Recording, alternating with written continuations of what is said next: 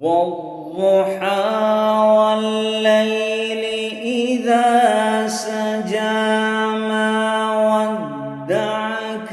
ربك وما قلى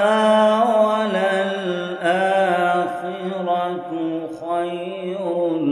لك من الأولى ولسوف يعطيك ربك فترضى ألم يجدك يتيما فآوى ووجدك ضالا فهدى ووجدك عائلا فأغنى فأما اليتيم فلا تقهر وأما السائل